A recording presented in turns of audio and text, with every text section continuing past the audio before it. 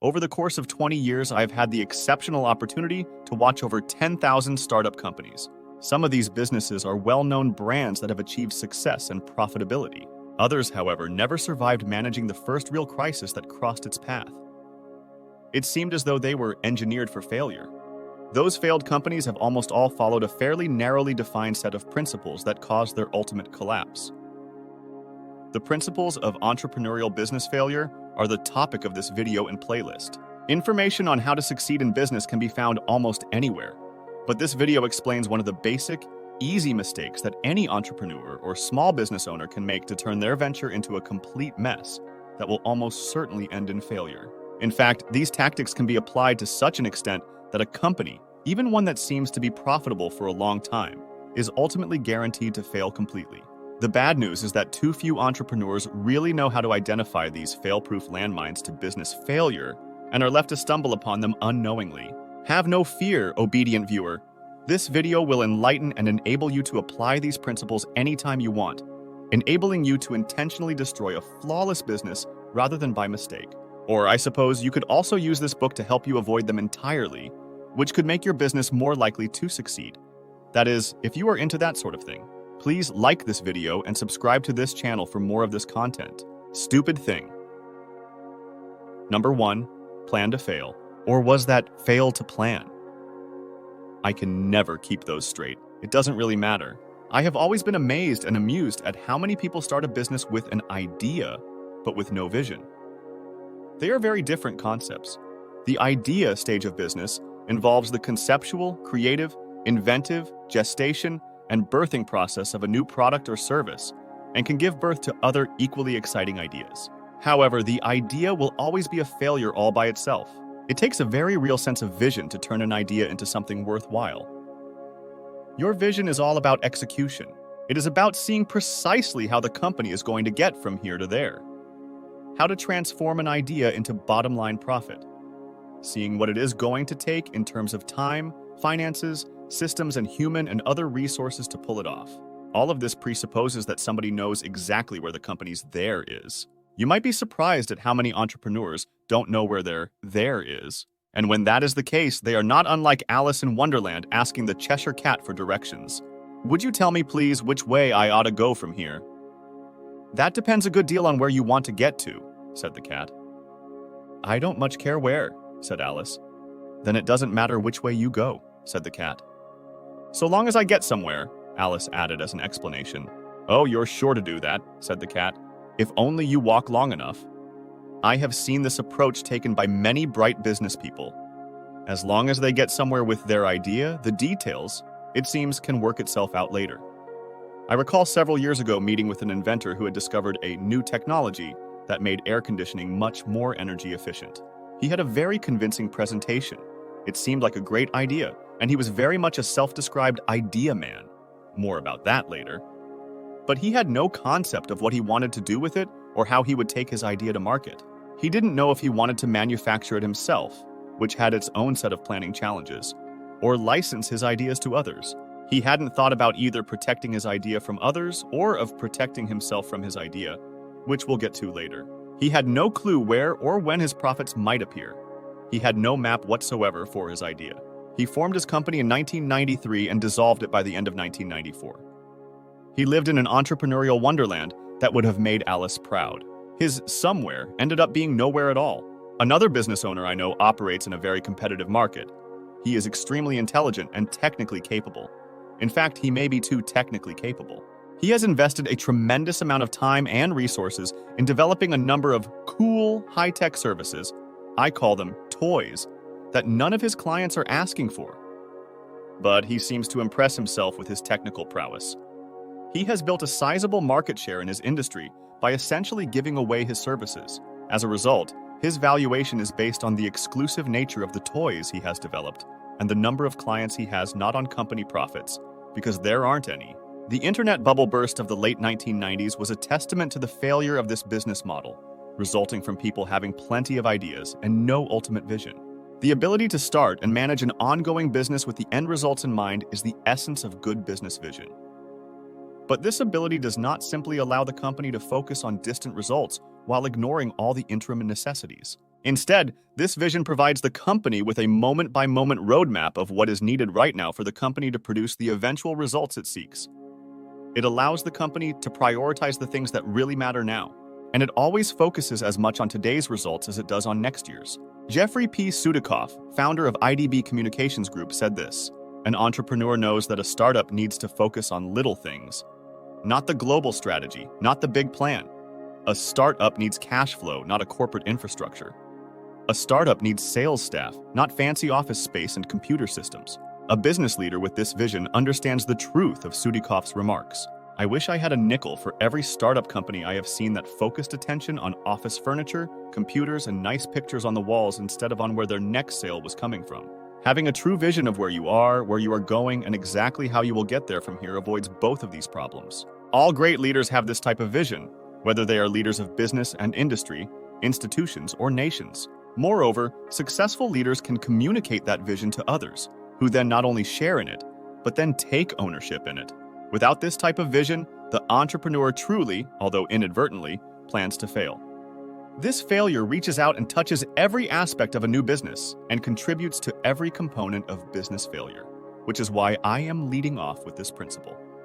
Lack of vision is the overarching problem that results in all the other issues covered here. Overcoming this major problem frequently solves many minor ones. The business plan. The business plan is the documented detail that outlines your company's vision. Without it, you might be hard-pressed to convince anyone that any company vision exists at all. Developing an effective business plan is as much an art as it is a science, which means that any guidelines you might follow for developing your business plan are just that, guidelines. While there will be a few standard requirements for any business plan, your approach to writing your business plan has to be modified to fit not only your business model, but also to fit you. Most businesses operate with a very informal business plan that may only be written inside the head of the owner. Naturally, this makes the plan difficult to communicate to others, not to mention that it makes it virtually impossible to effectively keep all of our goals, analyses, deadlines, and systems in our heads without eventually overlooking or forgetting some critical elements of our business. Your business plan allows you to document and communicate your vision, goals, and objectives to others.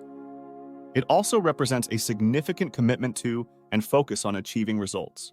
An entrepreneur needs that kind of focus, since most of us intrinsically suffer from some degree of ADHD, or we wouldn't be entrepreneurs in the first place. Perhaps more importantly, we need to provide focus for other employees who do not necessarily share the same degree of emotional attachment to your business. Employees also need to know where the company is going and how it will get there if they are expected to produce the needed results. To that end, your business plan is really your best management tool. It helps you define your market, keep costs down, provide a timetable for operations, and provide a vehicle for tracking your progress. It also provides a starting point for future planning. Just as important, when your company gets to the point where you need to start talking to investors, bankers, or potential partners, they will need a legitimate business plan to justify putting their faith, much less their money, into your project. Perhaps the most valuable aspect of drafting a business plan is that it will show whether or not the business is viable. Frankly, not every business is viable. If it is not viable, regardless of your emotional attachment to the idea, it doesn't really make any sense to commit a significant portion of your life and you families' lives to an enterprise that is destined for failure, does it? It would be hard to consider a few weeks of research and analysis up front in order to save a possible future bankruptcy of failure, wouldn't it? It could be the best investment of time you ever make. Here are a few keys to putting together an effective business plan. Keep it simple. A simple business plan is usually more tightly focused. Years ago, the trend was toward more complex and lengthy business plans. But in today's fast-paced world, we don't have time to wade through all that paperwork. And neither will your banker or your employees. By keeping your plan simple, you force yourself to communicate your ideas clearly. And when it comes to business plans, clarity is precisely the point. So, keep your sentences short, straightforward, and easy to read. Steer clear of industry jargon. Too often, we use internal terminology to communicate to the outside world. This is especially true in technology-oriented companies. Don't make your business plan read like a foreign language to an outsider. If your business plan requires translation, the probability of success is limited. Focus on fundamentals. The most fundamental aspect of a successful business is the bottom line. The company must be able to perform financially, or nothing else really matters. Hopefully, your company will also provide emotional and social fulfillment for the employees, charitable benefits to your community, or environmental benefits to the world. Regardless, however, the business plan can't focus on those intangibles unless you actually intend to run a charity. You might be surprised how many for-profit companies actually do run like charities when they lose sight of their financial goals. Focus on profits first, and you will eventually be able to accomplish all of your other objectives. Keep it short, but not too short. If you can't write at least 10 pages of detail about your business, you clearly haven't put enough thought into it. That fact will be obvious to everyone who reads it. On the other hand, if you can't convey your business plan in 25 to 30 pages, not counting appendices for financial projections, etc., you may need to refocus yourself on the fundamentals or try to do a better job summarizing the minutiae. Bullet lists help readers digest information easily and make it easier to find. They are effective tools to condense data into understandable bits. Business charts and graphs can also make your important numbers more accessible and easier to understand and provide a visual context for the company's performance. Never use a chart without explaining it in the text. And make sure that the source numbers for a chart are in a nearby summary table, so the reader can see that they weren't just pulled out of the air. Polish it up. Simplify the language. Use a basic sans serif font for headings and a standard text font for the body. Use a page break to separate different sections or to separate charts from text. This helps provide good use of white space that makes it easier to read. Then spell check and proofread like crazy. Your business plan represents you, and a potential lender or critical partner could easily determine that a sloppy plan is a reflection of sloppy thinking and amateurish execution. Mistakes, typos, and spelling errors in your business plan can be fatal. Business plan mistakes. While we are at it, there are a number of other stupid things that people do to mess up a perfectly good business plan. Here are a few. Procrastination. Perhaps you have a perfectly good idea of a basic business plan in your head, but are just too busy to spend some time really thinking it through and writing it down. The next thing you know, you need to get financing to open or expand the business. Or perhaps you simply grow to the point where the old, informal plan is hopelessly outdated. Maybe you decide to introduce a new product or enter a new market. Worse, someone wants to buy the business outright, and suddenly you realize that they need a written plan to be able to show the maximum value of the company. Procrastinating the development of your business plan can jeopardize or kill your future growth. It can eliminate your ability to take advantage of opportunities when they present themselves. And that would be more than unfortunate. It would be stupid. Confusing cash flow with profits. This is very easy to do when all the numbers are just theoretical assumptions. But there is a huge difference between the two. You can't pay the bills with anticipated year-end profits. You have to have cash flow today, this week, this month, and this quarter to actually stay in business. Accountants understand a principle that many first-time and a few second-time entrepreneurs don't. Profits are an accounting concept, not money in the bank. You can spend your money in ways that don't impact your profits, such as purchasing inventory, which can absolutely kill your cash flow. You might have a profitable business model, all right? If only you could get your customers to pay you. As important as profits are, don't neglect your cash flow or you will be left scratching your head, wondering how in the world your business failed with such good profits. Overvaluing the idea, this was the bane of the internet bubble of the late 1990s. Everyone rushed to place enormous values on the idea of an internet economy without stopping to realize that they have to actually have a business built to support it. They needed to have employees who show up every day, phones that ring, orders placed and fulfilled, customers served, and paying their bills. Back then, investors unbelievably focused only on how long their investment capital would last, their burn rate, while forgetting the basic fundamentals of viability and profitability altogether. Fortunes were lost as a result. In retrospect, it seems incredible. Remember, ideas really are a dime a dozen. An idea man is of little value unless he can also execute. It is the man or woman who can execute an idea that is truly valuable, a fact not lost on lenders. That is because successful execution of a viable, profitable business plan is rare. And as Adam Smith, the great economist, taught, that which is rare in a free market is of far greater value. It is called the law of supply and demand. Losing focus. Too often, a business plan outlines so many priorities that none of them really carry any weight. If everything is a priority, then someone has forgotten what a priority actually is. When a business plan has more than 3 or 4 main points, it is unfocused and diluted. The more unfocused the business plan is, the more likely it is that people are either distracted or are going to be. The human intellect is really only capable of processing a single thought at a time. we can't actually multitask. We actually have to switch rapidly between the different thoughts or concepts that are presented to us. So, the unfocused or cluttered business plan presents a far greater opportunity for failure because are not engineered for success in that environment. Thinking the plan is finished once it is printed. A business plan is not worth the paper it is printed on unless it is implemented and produces results. Inevitably, as a plan is implemented, we learn that it needs to be tweaked and modified along the way.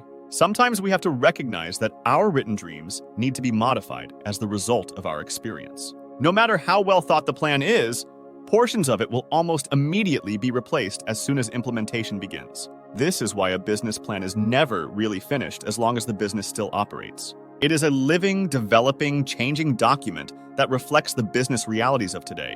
When the assumptions of today's realities are no longer accurate, which can happen in a matter of minutes, it seems, then the business plan has to adapt to the new realities. Otherwise, we may find ourselves like the buggy whip manufacturers of the past, playing by an entirely wrong set of rules. Focusing too long-term. Sure, every entrepreneur wants to build a successful long-term business, but the fact is that none of us really know what is going to happen in 3 or 4 years, much less in 10 to 20 years. Yet frequently, business plans contain that kind of long-term forecasting. In reality, long-term details in a business plan are not very helpful. It is only guesswork at best. On the other hand, the details over the next 3, 6, and 12 months are vital. Who is doing what and when? Things just don't happen by themselves, so who is going to make them happen? How is the company going to generate a positive cash flow for each month of this coming year? Those are the important questions that can't be glossed over. Financing factors. When you expect your business plan to be used to help you get financing, there are a few special considerations that need to be made. Bankers and investors are a different breed and are virtually guaranteed not to see you business the same way you do. Lenders are completely detached and objective from your passion. In fact, many of them may not even get past the financials to read the actual text, which is a frustrating reality to the entrepreneur who is slaved over every word. Today's typical local banker, frankly, is not the sophisticated financier of the past. With the large national and regional banks, seldom will you have the ability to speak directly with the person making the ultimate decision on your loan request. Truthfully, the local branch manager is frequently little more than a glorified clerk these days. Generally, your loan package, which includes your business plan, will be submitted far over the branch manager's head to a distant committee for initial review, and then onto a remote executive for final approval. Because these people specialize in reviewing funding requests, they have honed their approval standards down to a fine science. For them, the textual fluff of a business plan is just that. Fluff. There are notable exceptions to this broad brush with which I have just painted all bankers. There are some very good bankers out there who do get it. It is very worthwhile to spend time finding the right banker who will actually read your plan, make suggestions, and add value to your efforts. When you have found that type of banker, you have found somebody you will be able to work with and build a relationship. Here is what the banker wants to see in the business plan. Collateral. If you don't have it, don't expect anything but a polite form letter from him. A balance sheet, which records your assets, liabilities, and working capital. The profit and loss statement, which shows historical balances and future cash flow requirements. Details on the management team, including their background and past successes. Last, if they like what they have seen so far, they will actually look at the business model, the products, services, and strategies of the business plan. Investors can be even more fickle because their investment decisions are potentially driven by even more criteria than that of the banks. With banks, you will find that there is some general similarity in the approach they take. However, every potential investor is different and unique, from non-demanding friends and family to very demanding high-end venture capitalists that only look for projects in particular industries with specified capital needs. Venture capitalists look for a proven management team. They aren't looking for ideas without a management team who can make it work. If your team doesn't have enough experience, it is a deal killer, a competitive advantage. This is where the idea has value. The advantage could be in exclusive features, unique delivery systems, or patented technologies. But it must be something that can't be easily duplicated or reverse engineered, a reasonable valuation. In other words, they don't want to deal with the entrepreneur who has his head in the clouds over the value of his idea. The venture capitalist will want to see that they have the potential to increase the value of the company from today's value to about 10 times that in 3 to 5 years. So the higher your valuation today, the more difficult it becomes for them to be able to forecast that type of growth. 4. A minimum of $3 million to $5 million investment. They want to see that the business plan clearly demonstrates that the money is really needed and is carefully planned for. It takes the venture capitalist as much time to process a $250,000 investment as it does for a $5 million investment. If you were them, which would you rather do? A clear legal statement of the investment offering. This includes detail about how to handle any future dilution of ownership in future rounds of investment. A clear exit strategy. Venture capitalists like to see how and when they are going to be able to get their money back. This discussion of financing and venture capitalism sounds and is scary and exciting stuff. Most businesses eventually get to the point where they need some kind of financial support, whether it is to finance new equipment or inventory, or just to cover cash flow in down cycles. The business that can't get financing or capital because it hasn't put together a viable and effective business plan dies of self-inflicted wounds, the result of a stupid thing done to ruin what might have otherwise been a perfectly good business. Please like and subscribe. I'll see you next time as we discuss the number 2 thing that entrepreneurs do to ruin a perfectly good business, when they are blissfully unaware of all their risks. That is next time.